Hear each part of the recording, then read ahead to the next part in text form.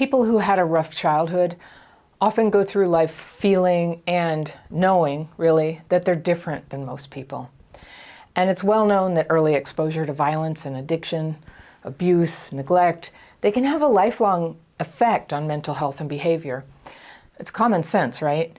But until recently, researchers understood these effects to be mostly psychological or learned from dysfunctional parents. And while this is partly true, we now know the primary injury is neurological. Early trauma dysregulates the brain and nervous system, potentially triggering a whole range of problems from obesity to ADHD to heart disease to sex addiction.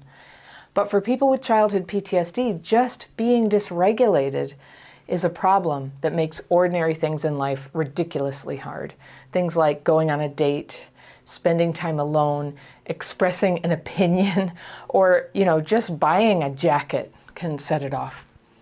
So if you could see an MRI image of the brain in this dysregulated state, what you'd see in the front left cortex, it would go darker and dimmer and less active under stress, hampering the ability to reason and pay attention.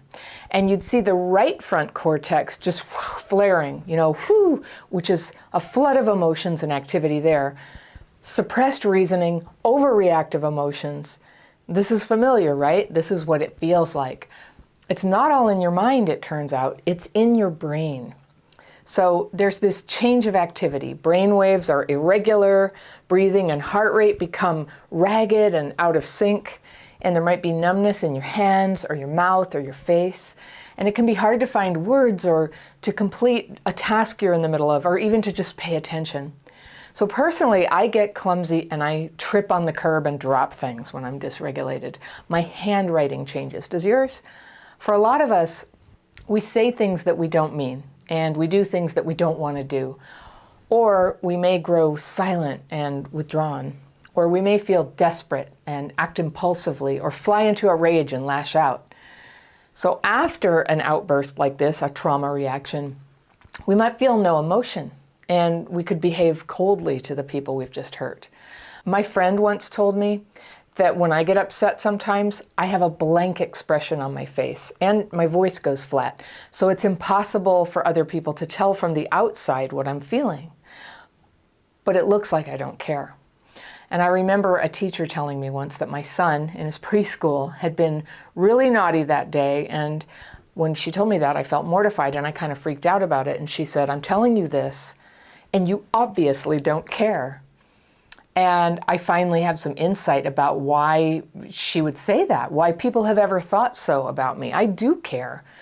And you might have this too. It's a very hard thing where people can't read you. But here's the thing, these reactions are not happening because I'm bad or you're bad or anybody's necessarily being bad or selfish or weak. I mean, sometimes we are, right? But these reactions are happening, or they're made worse, because the brain is dysregulated. Nobody knew this before, not doctors, not therapists, not preschool teachers. Nobody knew. But now we know. So one way that I've described the feeling of dysregulation to people who have never really experienced it is that it's like wearing a pair of headphones with like really loud music just blasting in your ears. And you're wearing somebody else's glasses that make everything blurry, and you're wearing a giant pair of shoes a foot long for your feet, and a mop is on your head, and all the dirty strings are slapping you in the face. And no one can see this, and they think you're normal, and you're trying to pretend that you are normal and that you feel fine and that you are in the conversation. But actually you're frustrated, you're getting pulled out, you're disconnected, you're uncomfortable. But you have to try to guess what a connected person would say in that situation. It's very anxiety provoking, right? You have to think about how to hold your face so it looks appropriate to whatever the other person is saying. Only you can't really hear what they're saying because the noise in your head is so loud and you have a mop on your head. So dysregulation gets activated when we're confronted with stressors and crises. And remember, it can suppress your ability to reason while it amps up your emotions. So you see how this explains so much of why those of us with childhood PTSD appear to keep making the same bad choices over and over, even when we say we're never going to do it again, and we mean we're never going to do it again, but then you look down and there you are doing it again. So I'm here to tell you, you can break this cycle. You really are capable of making good choices and good changes, but it would really help if you could learn to re-regulate. So how do you know when dysregulation is happening? Let's start with the regulated state and what that feels like. When you're calm, brain activity is even, and it's driving body responses and emotions in an even and predictable way. But when strong emotions trigger dysregulation, your thinking changes. You can go into reactivity. You might withdraw, get silent, get confused, say things, freak out, or do something impulsive. And it's hard to perceive accurately what's going on in those moments. Like, what just happened? What's the actual problem? Is it me? Is it the other person? What am I supposed to say? So in our dysregulated state, we might totally misread whether a person is safe or dangerous, and we can't tell whether our words and actions are appropriate to the situation. And sometimes we say things and do things that we later regret. So the trick to noticing dysregulation is to recognize the signs. And they might be a little different in different people, but here are some clues. One is you feel spaced out or at a loss for words and you can't remember where you are. Or you feel scattered and you're trying to do a lot of things at once, but you're not really finishing anything. Have you had that? Or you're tripping over things, dropping things, losing things, can't find your phone, your keys, your jacket, your purse. Your voice and facial expressions are flat. Or you're in a rage, or you feel a huge urgency to express what's bothering you. Or you can't feel parts of your body, your hands, your mouth, your face, your nose, your feet. Or dysregulation often begins with an emotional flood. You get very upset or scared or something that's said or something happens, but sometimes the trigger is nothing you noticed. You can wake up dysregulated, in fact. So that's what it's like to be dysregulated. And I've put a quiz in the description section. It's on the free tools page. There's a quiz to find out if you're dysregulated, if you're showing the common symptoms. It's a self-assessment. Now, the most important question is, what can you do? So first, you notice that you're dysregulated. And if you can do this, one thing, you can control your negative impulses and give yourself the time and space to re-regulate before you begin saying anything or doing anything that could be destructive. So if you're flooding with emotion, going numb, say to yourself, I'm getting dysregulated. All right, number 2, be safe. This is not a good time to drive a car. Seriously, pull over and take your time. Don't go running into a crosswalk or try to use a table saw when you're dysregulated. Give all your focus to getting yourself into a physically safe place where you can pause.